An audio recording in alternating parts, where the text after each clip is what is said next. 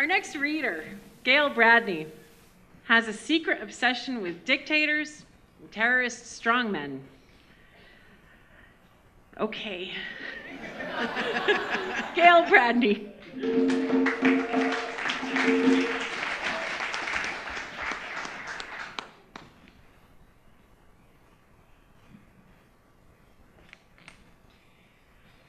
In 1993, after my marriage collapsed, I moved to a cabin near Woodstock with my 1-year-old son, Finn. Days, I played with my baby. Nights, I edited manuscripts for Random House. I was sad and isolated and poor. I was smoking cigarettes again, and I desperately needed sex. Driving on Route 28 in search of a baby-friendly diversion, I pulled into the Wildlife Discovery Center. That's where David, the animal caretaker with a mustache and aviator glasses, locked eyes with me.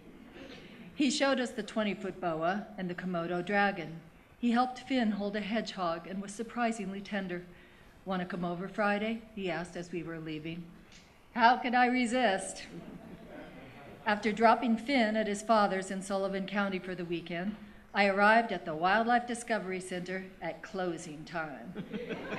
David and I scaled the metal ladder to his apartment, a one-room cage near the ceiling of the hangar that housed the animals below, swirling with the hypnotic aroma of damp straw, dung, and kibble.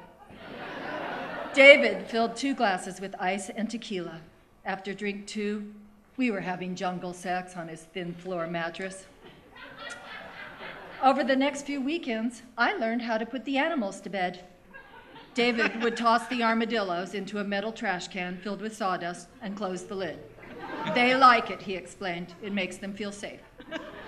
At night, I'd be startled by alarming noises. What the hell is that?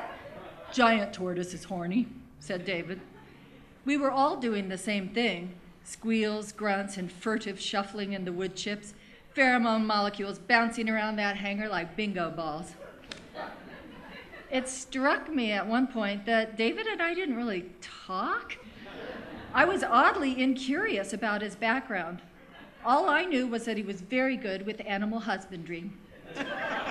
So when David announced one rumpled, hungover Sunday that he had to take a trip, I was kind of relieved. A week later, a social worker called. David was being held on federal felony charges. He had gone to Australia as a mule for a wildlife smuggler, and they stopped him at the border wearing a special down vest with 40 fertile kookaburra eggs sewn inside individual pockets.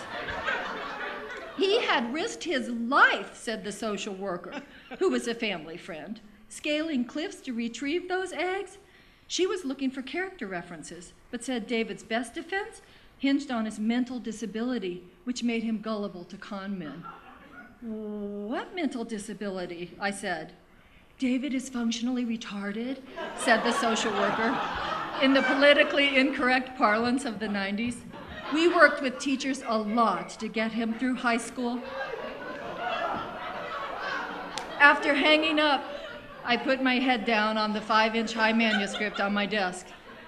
This brief nervous breakdown / healing crisis phase of my new life as a single mother, it was coming to an end. I really needed to pull my shit together, and I did.